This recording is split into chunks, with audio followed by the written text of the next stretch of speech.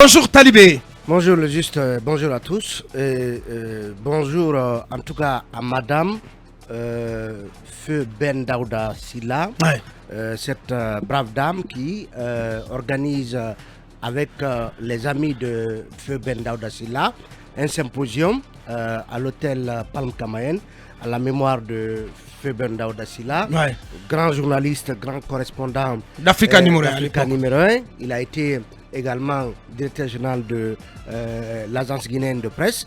C'est à ce poste, aussi de la RTG Boulbiné. Voilà, de la RTG, la RKS, bien évidemment. Donc, un symposium lui est dédié aujourd'hui à Palm Kamayen, et il est prévu que à cette cérémonie soit présente la ministre de l'Information et de la Communication, et on verra justement les témoignages de beaucoup de ses camarades de promotion, mais aussi des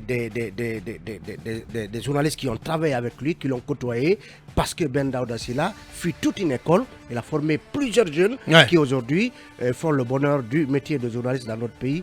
Repose en paix, donc, cher grand frère Ben Daouda Silla. Alors, de mémoire à mémoire, on parle cette fois-ci des victimes du 18 octobre 1971. C'est l'association des victimes du Kambouaro qui a publié une déclaration intitulée La troisième vague des purges de Sékou Touré après janvier et juillet de 1971. Dans cette déclaration, on peut lire: dans la nuit du 17 au 18 octobre 1971, 70 Guinéens, dont beaucoup furent des ardents combattants pour l'indépendance de la Guinée, furent fusillés. Ils disent sur ordre de Sékou Touré. Ces victimes, pour la plupart, étaient des hommes d'affaires connus et respectés, des cadres de haut rang, des ministres, des ambassadeurs, des gouverneurs. Alors, il rappelle des passages du livre de Alpha Abdoulaye Diallo dit Portos, mais aussi des témoignages rapportés par Nadine Barry dans un de ses ouvrages.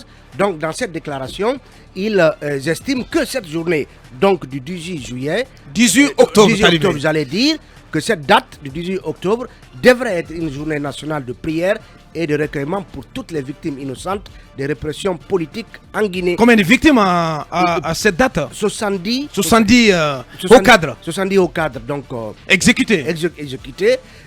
Il souhaiterait donc que la Guinée mette enfin, en tout cas assume enfin son passé, et demande au président de la transition l'application des recommandations contenues dans le rapport du comité national des assises,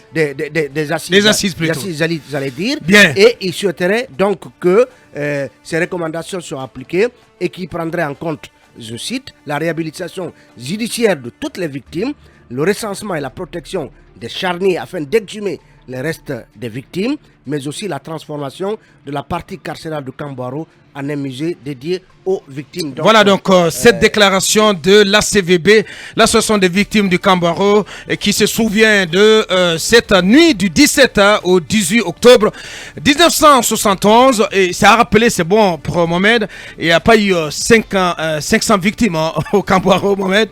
Et voilà, on va faire venir un connaisseur de l'époque qui certainement va mieux vous éclairer. On parle plutôt de 70 à 90 victimes au niveau du Kambouaro, du tristement célèbre Kambouaro. Allez, on va marquer la transition. On revient pour ouvrir, pour attaquer véritablement cette émission avec ce décret qui est tombé hier soir, qui limoge Mme Fatou Baldé Ansane de son poste de chef de cabinet au ministère de l'enseignement technique et de la formation professionnelle.